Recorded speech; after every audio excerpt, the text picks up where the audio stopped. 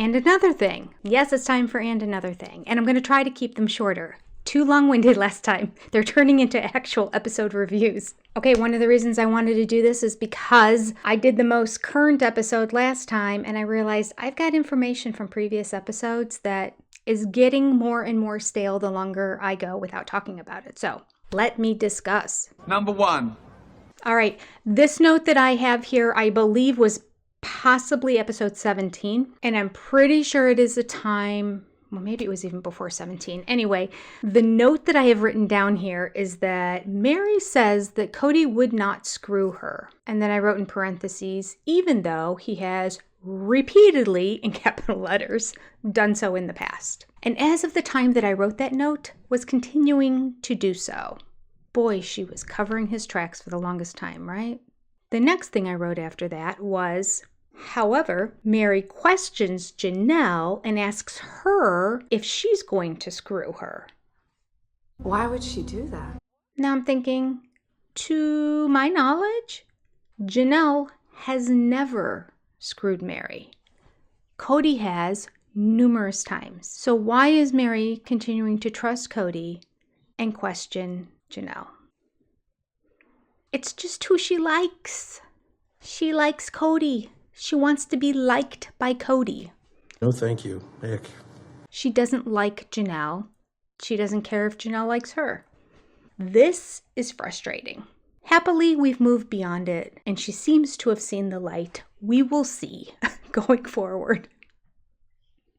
I'm walking gingerly on this topic because I feel like every time I start to get excited and trust the words that come out of MERI's mouth, she disappoints me. Number 2. The other thought I had about this meeting between MERI and Janelle. We are going back to episode 9. Sorry. I feel like I'm TLC now. Way behind the times. This is my season 19 for TLC. This episode is my catch up on all my thoughts I've had in the past. Although I just started writing them down a few episodes ago, so. Okay, so let's go back to episode 9 again. And we have Janelle and MERI talking. Now, one of the thoughts I had after I was all done doing all the videos and the editing and that, I started to think, is it possible, maybe, that KODY got into MERI's ear before Janelle got there? Now, it could have gone like this. MERI talks to KODY ahead of time, lets him know that Janelle's coming over because MERI's looking for any opportunity to still get in good graces with KODY, even though he was rotten to her for over a decade. Separate topic. So MERI gives him a ringy-dingy. One ringy-dingy. And she says to him, hey, really quickly, I just wanted to ask you a question. Janelle is going to come over and talk to me. Do you know what it's about? Are we going to be talking about the property? Or is there something that I don't know about that you should be giving me a heads up about or anything? This would be her way of trying to get in good graces with KODY, get on his good side. I'm sharing info with you, which I think she did their entire marriage. I think that's partly, may have even been something on her list. You hear anything from anyone, you come to me. I won't rat you out. I won't let them know that you told me. But you let me know. You're my bug that goes around, feeds me information.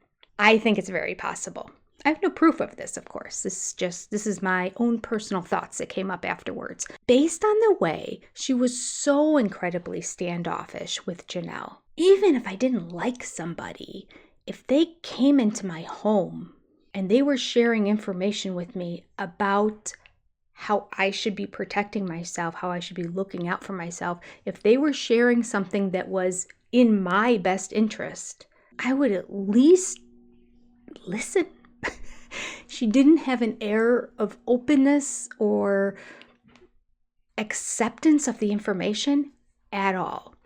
And so I thought maybe, just maybe, she talked to KODY ahead of time just to say, hey, this is happening. What do you know about it? Knowing that he probably knew nothing about it, but it just gave her an excuse to call him because she doesn't have a reason to call him. At which point he gets riled up, as he always does, and then says, well, she's probably going to try this and she's probably going to do this. And I bet she's going to come from this angle, and just starts talking in MERI's ear and gets her on the defensive. I don't know. It's a thought that came over my mind. I wanted to share it with you. What do you think? Was all that defensiveness all just MERI and how she truly felt in that moment? Or do you think that maybe KODY was in her ear? Okay, number 3. Okay, I have one more MERI thing here, and unfortunately, it's not nice. Another one? Okay, I have no intention of this being a MERI bashing session, but I'm trying to cover everything I had notes on. I didn't take notes on everything. I'll try to be better, and I'll try to be more balanced, but I'm just telling you what I wrote down. Now, this was regarding the wedding shower with Gwendolyn and Bea. We have a talking head interview where MERI says, I am not going to be walking in behind KODY and Robin. No, not anymore. I'm my own person now. However, and this I did not address in my video, she walked in essentially at the exact same time, indicating that they drove together. Oh. They apparently carpooled. And after she walked in front of them, she didn't go in behind them, true. She walked in and held the door for them as they walked in.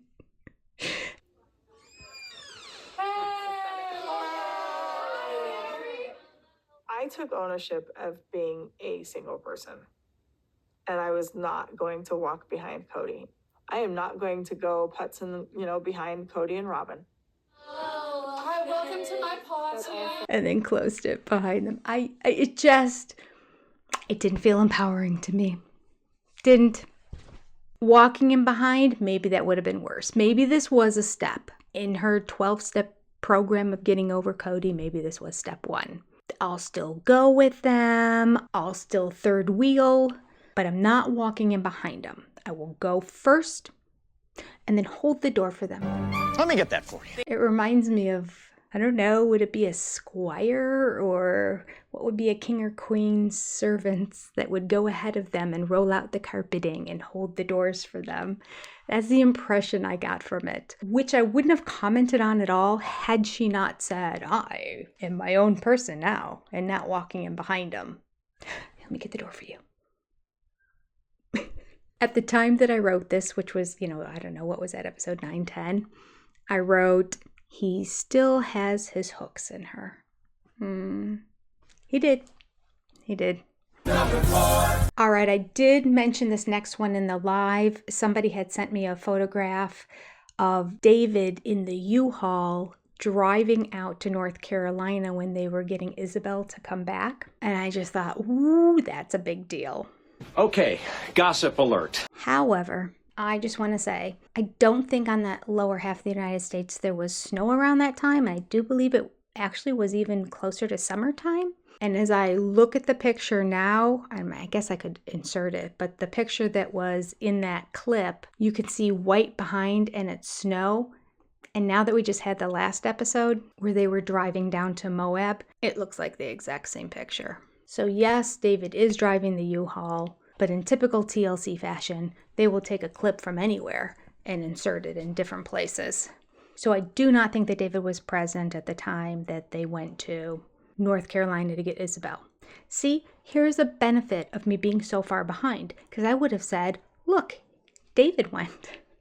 They just wanted to keep it under wraps and didn't talk about it, but look in the window, you can see the white beard. I don't think he was there. And this is a picture from Moab. Number 5! Okay, unrelated to the shows.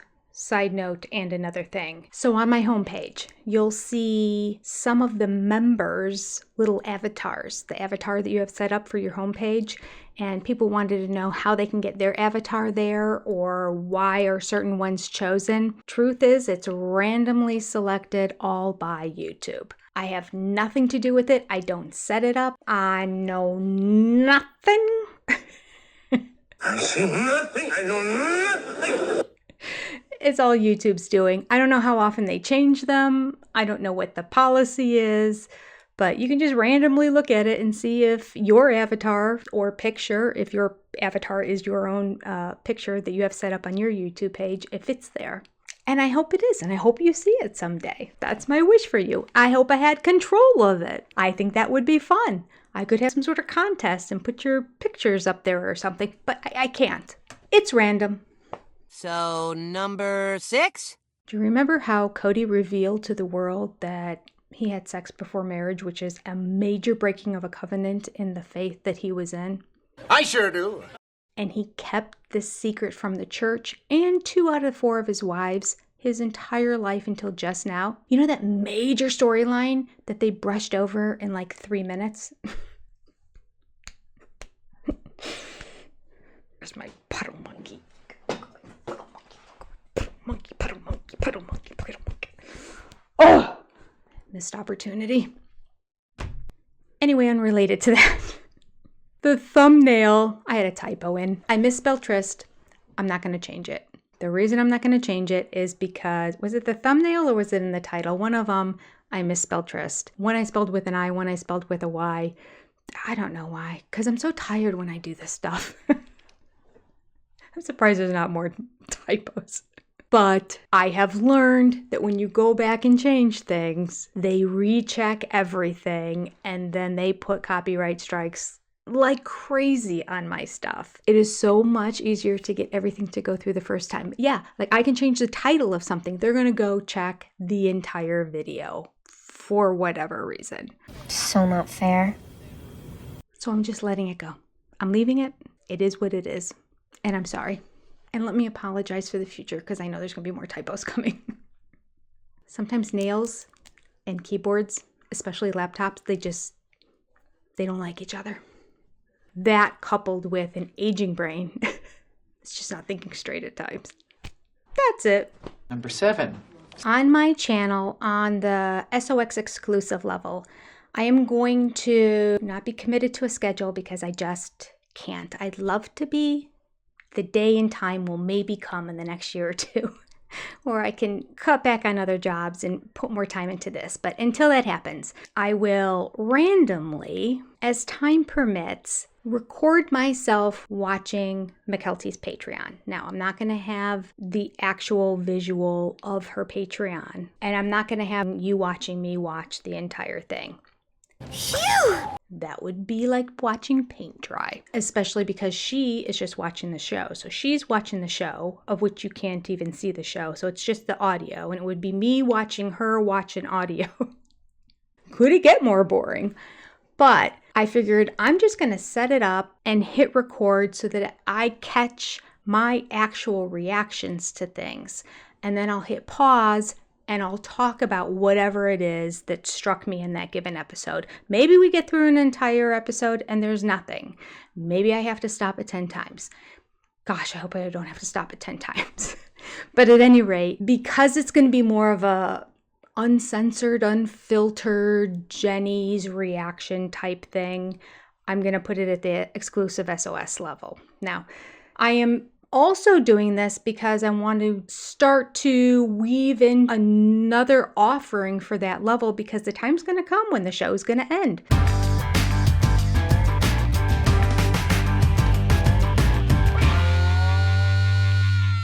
And also encourage me to stay on top of it because I'm really not good about watching those Patreon episodes. So by me watching those episodes, that's going to benefit everybody because then I have more information about content that she talks about. And anything that strikes me as exciting or interesting, I can share with you guys on the lives on Tuesday night. It's a win-win-win. So we're all winners! Lucky number 8. I mentioned this once or twice in our lives, but I figured it'd be great if I put it here just for everybody. The question has come up about gifted memberships. Every now and then, I think actually just in the last live, we had somebody give gifted memberships. What that means is they have purchased, I think it's 5 memberships at a time for people who aren't currently subscribed to the channel. It puts them in the mid-level, so it's the big supporter level on my channel, and it lasts for 1 month. And then they're out of it again. In terms of who gets the gifted memberships, well, you have to be on the live at that time. And according to YouTube, they have an algorithm that shows if you're engaged in the chat, you have a higher chance of being chosen. So it is randomly selected by YouTube. You are then contacted by YouTube, and you are done so while you're in the chat somehow. In the event you don't respond to them notifying you while you're in the chat, they will send you a follow-up email saying you have been gifted a membership, and then you can follow up that way. And then I think you just accept it and move on. And at the end of the month, you no longer have the membership. It goes, unless you choose to go ahead and subscribe and stay in the membership level or pick a different membership level. That, again, is one of those things that I have no control over. It's completely automated by YouTube. The only control there is a generosity of the sister friends who choose to gift a membership. And thank you when you do that. Number nine. The final thing I want to talk about is Maddie's channel, which is now defunct. Yes, I'm behind. I didn't talk about one episode and it's over. I'm going to read what Maddie said. Maybe I'll even have a picture of it here while I read it. And this is what she posted on her Instagram about stepping away from the podcast. Now, if you don't know anything about it, she started a podcast with a friend of hers. Her friend is named Jamie. And the two of them, when you watch the first episode, it seemed like there would be some like occasional dirt and dishing that would happen, but that wasn't the purpose of the podcast at all. It was about being a mom, being a wife, being a friend, that type of thing. My personal opinion was it went astray when it was equally about both the girls. Because ain't nobody know who this Jamie girl is, so we didn't care. Harshly. So a lot of fast forwarding on YouTube when I was listening to it. All right, I'll talk more about it in a second. Let me read to you what Maddie said. She said, "The closing of a chapter. After much reflection, I've decided to step away from the Authentic Society podcast. I've truly enjoyed the experience, learned so much, and I'm deeply grateful for the support from all of you. However, it's clear this project no longer aligns with my goals or the vision I have for my future and my family. While I'm closing this chapter with the Authentic Society, I'm not closing the door on podcasting forever. Who knows what the future might hold? For now, however, my focus is on the season that I am in, being present for and focusing on the well-being of my growing family, building Tata Farms, and starting to build our new home. All of these things are where my heart currently is and what I feel needs my full focus right now. Thank you for being a part of this journey. It meant the world to both Jamie and myself. Jamie will be continuing the podcast, and I wish her all the love and support. Maddie." Which I thought was really nice. And knowing that they're kicking off Tata Farms and she was actively involved in this whole t-shirt selling business right now, because now there's like 2 t-shirt businesses. There's the Tata Farms merch part of the business, but now there's also the Janelle Says t-shirt line. And my understanding, I know this not for a fact, but from what I heard through the grapevine, Maddie is really spearheading that Janelle Says t-shirt line. She has a lot going on. And she has 4 kids now? Yeah. I could see how she stepped away. Also, I didn't see how they were very different girls. Let's just say that. All right, let me read what I wrote, because I wrote a fairly decent paragraph, lengthy paragraph. Usually these are bullet points. Watch me edit 99% of this out. Okay, I wrote, "Maddie is stepping away from the Authentic Society podcast. Jamie awkwardly addressed it, saying that they are very different people." We saw that. "But they are still friends, and she is not going to do what people want, and that is to say negative things about Maddie." To do? Pause. Okay, so let me just say, I wrote this paragraph after listening to the next episode of The Authentic Society, because I figured she's going to obviously be addressing the situation. I figured she might be talking about it. I felt right from the get-go she was dissing Maddie, basically. I'm not going to do, I didn't want her to say anything negative about Maddie. What's she talking about? Well, what did Maddie do? Why would you say something negative about Maddie? Why is she going there? I found that really interesting. Okay, let me go on to see what else I wrote here. Oh, that's right. So these are all like quotes, because I started thinking I better write exactly what she's saying so that I can address this. "The goal of the Authentic Society is to have a channel that is so authentic it makes people uncomfortable." Okay, I gotta step aside again. I so disagree with this philosophy in life. I'm going to be so authentic that I make you uncomfortable. I'm going to talk about crude and rude things because it's me. It's the real me in life. It makes you uncomfortable. I'm sorry. But like, I'm being true to myself. Like totally. The fact that we don't have to think about other people and how they feel anymore in life, and that makes us authentic. No, it makes you rude. It makes you selfish. Okay, moving on. I wrote here, my thoughts were that I disagree with her point of view, but there's a market for everyone. There are people who are going to love just being completely raw, vulnerable, authentic.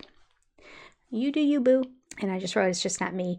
Maybe she was pushing Maddie in that direction, since in Maddie's post on Instagram, she wrote, "This no longer aligns with my goals or vision that I have for my future and my family." I don't know.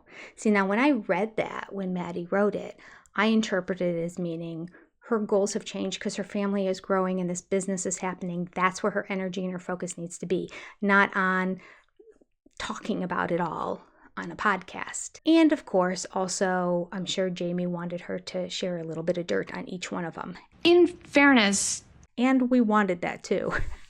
Maybe it's just she felt Maddie wasn't being authentic. Nah. I think of all the children, Maddie comes across as probably one of the most authentic out of all of them. She's been speaking her mind since the show started. I'm trying to think if there's anyone else who spoke her mind since the show started.